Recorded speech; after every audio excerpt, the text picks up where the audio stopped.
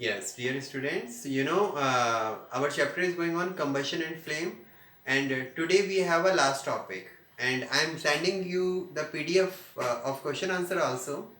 तो ये आज हमारा चैप्टर फिनिश हो रहा है. From tomorrow will start a new chapter, right.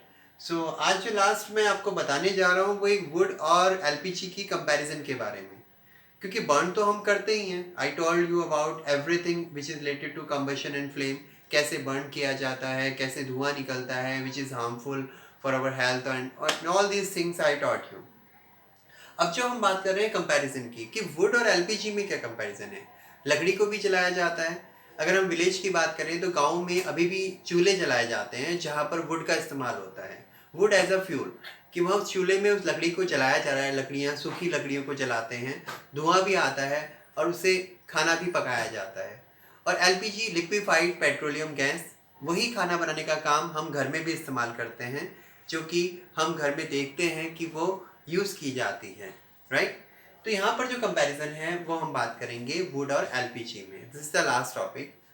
It is considered as a traditional fuel use for both domestic and industrial purposes. ये वुड का इस्तेमाल घर में भी, ट्रेडिशनल में भी यूज़ होता है, और इंडस्ट्री में भी यूज़ किया जाता है वुड का इस्तेमाल, राइट. और अगर हम एलपीजी की बात करें तो ये रिप्लेस्ड ऑफ वुड है. रिप्लेस ऑफ वुड मतलब जैसे वुड एक फ्यूल की तरह इस्तेमाल हो रहा है, वैसी एलपीजी हो रही है. LPG, liquefied petroleum gas, domestically जो सिलेंडर में भरी जाती है, जिसे हम घर में खाना पकाने में इस्तेमाल करते हैं. So it is the comparison कि वो ट्रेडिशनल और इंडस्ट्रियल पर्पज से यूज़ हो रही है, और ये एज अ रिप्लेसमेंट है. वही वुड का रिप्लेसमेंट हमारे लिए यूज़ किया जाता है, जो कि हम देख सकते हैं. Would produce a lot of smoke. हाँ, एक हम ये पॉइंट कह सकते हैं कि वुड जब चलाते हैं तो बहुत सारा स्मोक आता है, धुआं आता है. धुआं, उसमें कार्बन डाइऑक्साइड गैस निकलती है, जिसमें हमें भी काफ़ी डिफ़िकल्टीज आती है, होती है.